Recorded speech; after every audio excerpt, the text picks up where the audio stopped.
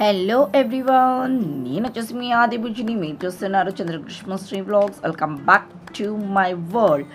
ఈరోజు మీకు చూపిస్తున్న ఒక కర్రీ అండ్ చపాతీలో ఏముంది అని అనుకుంటున్నారా? ముందు చూడండి మరి. సో ఈ మధ్య మీషో ఆఫర్స్ అయితే అదిరిపోతున్నాయి కదా. సో నేను తెచ్చేసేసుకున్నాను ఎగ్స్ బాయిల్ చేసేది కూడా. మా హస్బెండ్కి వచ్చేసేసి ఎగ్స్ బాయిల్ చేసి కర్రీ చేస్తేనే చాలా ఇష్టం. ప్రతిసారి ఇంకా నేను వాటర్ వేసి ఉడకపెట్టలేక ఇది మీషోలో అయితే తెచ్చేసుకున్నాను. చాలా తక్కువ రేట్ అండి. సో ఇక నేను 4 ఎగ్స్ అయితే బాయిల్ చేసేసుకున్నాను.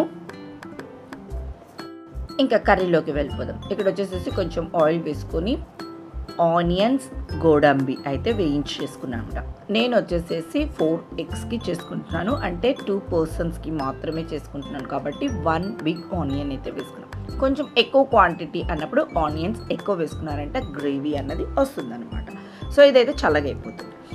ఇంకొకటి ఏం రెడీ చేసుకోవాలి అంటే పుదీనా, కొత్తిమీర అండ్ గ్రీన్ చిల్లీ అన్నమాట. ఈ మూడింటిని ఒక పేస్ట్ లాగా తయారు చేసుకుంటున్నాను. అంటే నేను వచ్చేసేసి నా కర్రీని గ్రీన్ కర్రీ, అంటే ఎప్పుడు రెడ్ కలర్ కాకుండా మన కారం వేసి రెడ్ కలర్ కాకుండా నాకు గ్రీన్ కలర్లో కావాలి అని చేసుకుంటున్నాను అనమాట. సో అందుకోసం అనేసి పుదీనా అండ్ కొత్తిమీర అండ్ గ్రీన్ చిల్లీ ఇక్కడ వచ్చేసేసి నేను 6 తీసుకున్నాను.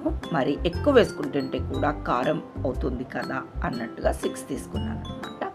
సో ఇక్కడ చూడండి, నా క్వాంటిటీ మీకు అర్థమవుతుంది. 2 పర్సన్స్కి కొంచెం ఎక్కువ అన్నప్పుడు దాని క్వాంటిటీని పెంచుకుంటూ చేసుకుంటూ వెళ్ళాము అంటే సరిపోతుంది అనమాట. ఇంకా ఇది వచ్చేసి వాటర్ వేసి కొంచెం లిక్విడ్గా మిక్సీకి అయితే వేసేసుకుంటాను. ఇందాక ఆనియన్, గోడంబి కూడా చల్లగా అయిపోయాయి. సో అది కూడా నేను మిక్సీకి అయితే వేసేసుకుంటున్నాను అనమాట. కొంచెం వాటర్ వేసుకొని చేసుకుంటూ ఉన్నాను, 2 కన్సిస్టెన్సీ కూడా. సో అక్కడైతే నేను ఒకటి సాల్ట్ అయితే వేసేసుకున్నాను మన ఆనియన్స్లో.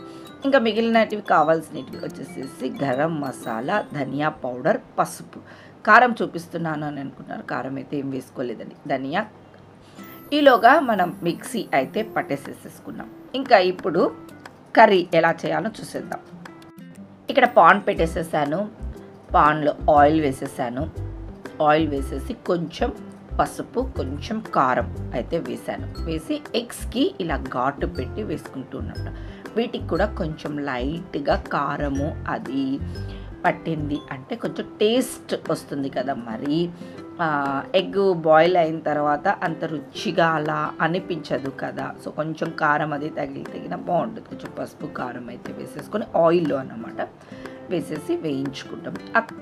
చిన్న కాటు పెట్టడం వల్ల ఏమవుతుంది అంటే కొంచెం దాంట్లోకి స్ప్రెడ్ అవుతూ ఉంటుంది అనమాట. కొంచెం టేస్ట్ అన్నది వస్తుంది.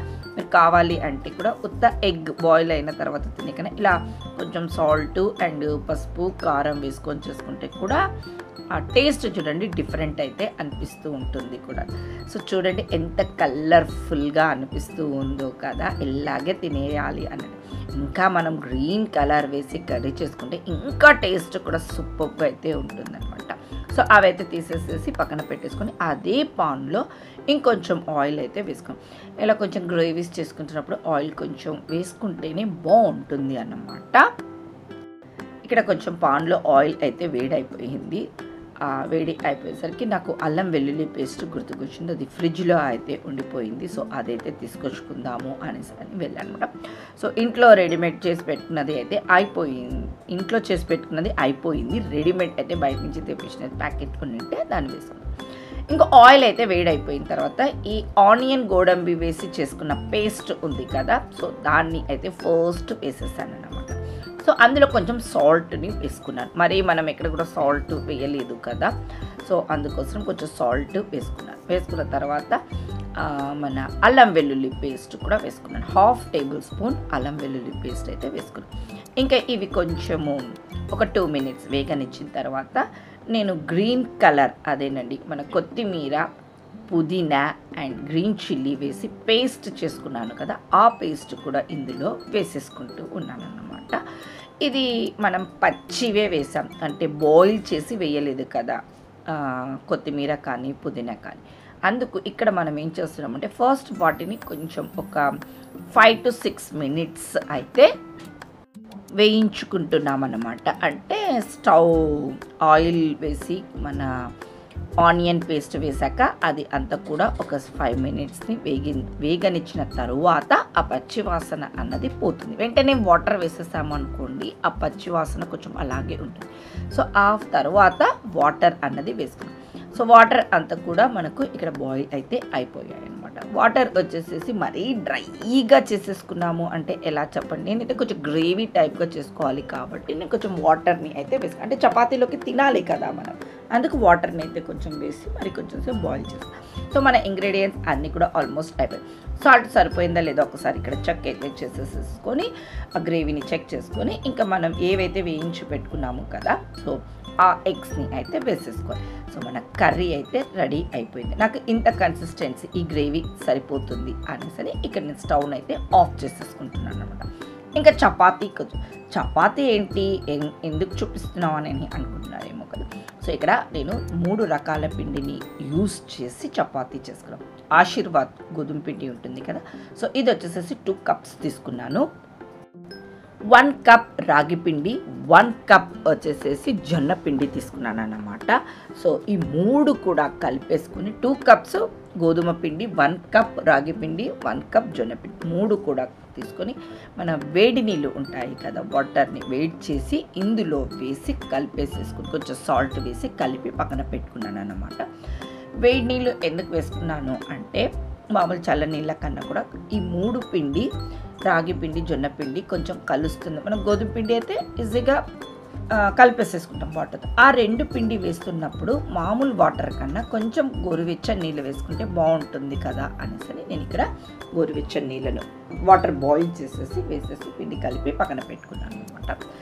సో ఇప్పుడు మనము ఫాస్ట్గా అయితే తిక్కేసేయకూడదు, మన చపాతీ రుద్దినట్టు. ఎందుకంటే వేడి నీళ్ళు వేసి పిండి తడిపినాము కాబట్టి కొంచెము నిదానంగా మనము ఆ పిండిని చపాతీ కర్రతోటి అయితే తిక్కాలి అనమాట. ఇక్కడ మీకు ఇది మీరు ఫాస్ట్ తిప్పేస్తున్నారు కదా అని మీకు డౌట్ రావచ్చు. నేను కొంచెం ఫాస్ట్ ఫార్వర్డ్ పెట్టాను కాబట్టి మీకు అలా కనిపిస్తుంది. కొంచెం నిదానంగా తిప్పుకుంటూ మనం రొట్టెను చేస్తూ ఉంటాం కదా వేడి వేసి చేసుకున్న తర్వాత అదే విధంగా ఇక్కడ కొంచెం పిండి వేసుకుంటూ కొంచెం నిదానంగా తిప్పుతూ మన చపాతీని అయితే కలిసి పత్తలాగానే వస్తుందని. మరీ మందంగా అయితే ఏమీ రాదు. చూడండి మరీ మందంగా మన ఊతప్పం ఆ టైప్గా అయితే ఏమి రాదు, మనం రుద్దే కొద్దీ సాగుతూ ఉంటుంది అనమాట.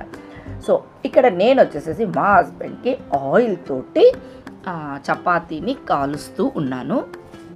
తనకు ఆయిల్ లేకుండా చపాతీ కాల్చడం తినడం అంత ఇష్టం ఉండదు. సో తన కోసం నేను ఆయిల్ని అయితే యూస్ చేస్తూ ఉన్నాను అనమాట.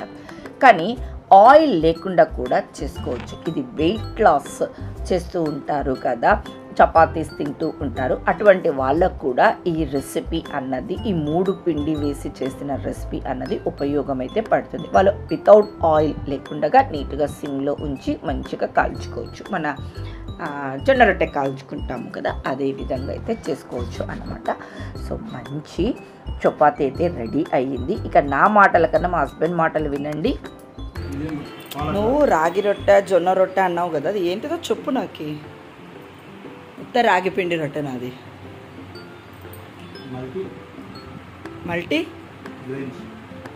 మల్టీగ్రెయిన్ రొట్టె నాది, చపాతీనా అది పాలకూర కాదులే, భయపడద్దు. నీకు పాలకూర నీకు సరిపోదు, పాలకూర వేయలేదు. పాలకూర కాదులే, పుదీనా కొత్తిమీరని భయపడకుండా తినచ్చు. వేసిన చపాతీ వచ్చేసి గోధుమ పిండి జొన్న పిండి రాగి పిండి చపాతీ. సో విన్నారు కదా మా హస్బెండ్ మాటలు. తను కర్రీ పాలకూర వేసానేమో అని అనుకున్నాడు అంట. సో పాలకూర తను తిన్నాడు, ఆ గ్రీన్ కలర్ చూసేసరికి పాలకూర వేయలేదా అమ్మయ్య అని ఎంజాయ్ చేస్తూ తిన్నాడు. సో మా హస్బెండ్కి ఇంకొకటి అయితే నూనె వేసి కాల్చి ఇచ్చేసాడు. నేను వచ్చేసేసి వితౌట్ ఆయిల్ని అయితే కాల్చేసుకున్నాను అనమాట. సో చాలా టేస్టీగా ఉందండి. ఆయిల్ కన్నా ఆయిల్ లేకుండా చేసుకేంటనే చాలా బాగా అనిపించింది అనమాట. సో వెయిట్ లాస్ వాళ్ళకు కూడా ఇది ఒక రెసిపీ, ఈ చపాతీ యూజ్ అవుతుంది అనేసి చెప్తున్నాను. సో సూపర్ టేస్ట్ అయితే ఎంజాయ్ చేశాను. సో ఇంకా ఆఫ్టర్నూన్ లంచ్కి వచ్చేసి మా హస్బెండ్ ఏదో ఫంక్షన్ ఉంది అనేసి అని సమ్ పార్టీనో ఏదో బయటికి అయితే వెళ్ళాడు. ఇంకా మార్నింగ్ ఎగ్ తిన్నాను కదా అని నేను వచ్చేసేసి కుక్కర్లో జీరా రైస్ అయితే చేసేసుకున్నామట. ఆఫ్టర్నూన్ వచ్చేసేసి నాకు గ్రిషు మా ఇద్దరి కోసమే lunch. So jeera rice and dal అయితే చేసేసుకున్నాను. ఇంకా మార్నింగ్ తిన్నాను కదా, హెవీ అవుతుంది, మళ్ళీ ఆఫ్టర్నూన్ బిర్యానీ అది ఎందుకు ఆ రోజు తినాలి అని అనిపించలేదు. రొట్టె బాగుండింది అనమాట. అందుకు ప్లెయిన్గా కుక్కర్లో జీరా రైస్ చేసి దాల్ చేసేసుకున్నాను. అందరికీ పంచంగా మిగిలిన మామిడికాయ చట్నీ ఆ రోజు నాకు గుర్తుకొచ్చిందనమాట. సో మాకైతే ఇంతనే మిగిలిందండి. సో ఆ పప్పుకు ఆ జీరా రైస్కి తర్వాత ఈ చట్నీకి వచ్చేసేసి వేడిగా చేసుకొని నేను మా గ్రిషు అయితే తినేసేసామన్నమాట. చాలా టేస్టీగా అయితే ఉండింది. మామూలుగా జీరా రైస్ నేను రైస్ చేసిన తరువాత ఫ్రైడ్ రైస్ చేసుకుంటాం కదా, అలా తిరగవాతలాగా వేసి చేస్తాను. కుక్కర్లో అయితే ఆ రోజు చేసుకున్నాను. సరే ఇది కూడా ట్రై చేద్దాము ఎలా వస్తుందో అని అంట. సో నాకు టేస్ట్ అయితే సూపర్గా అయితే అనిపించింది అనమాట. ఒక 10 minutesలో అయితే అయిపోయింది మన కుక్కర్. సో సూపర్ రెసిపీ అయితే ఆఫ్టర్నూన్ లంచ్ తినేసేసాం. సో మార్నింగ్ చేసినటువంటి చపాతీ కర్రీ అయితే ఒక్కసారి ట్రై అయితే చేయండి. ఎప్పుడు రొటీన్గా ఒకేలాగా ఒకటే కలర్ పెడుతుంటే ఇంట్లో వాళ్ళకు కూడా బోర్ అయితే అనిపిస్తూ ఉంటుంది కదా. సో డిఫరెంట్ కలర్స్ని చేంజ్ చేసేసామనుకో చాలా టేస్టీగా ఉంటుంది. వాళ్ళు కూడా మనము ప్లేట్లో పెట్టి ఇవ్వగానే ఆనందంగా తినేసేస్తారు. సో ఈ వ్లాగ్ అయితే ఇక్కడికి ఎండ్ చేస్తున్నాను. నేను కలుస్తాను మరొక బ్యూటిఫుల్ వ్లాగ్ తోటి. Have a nice day. Bye.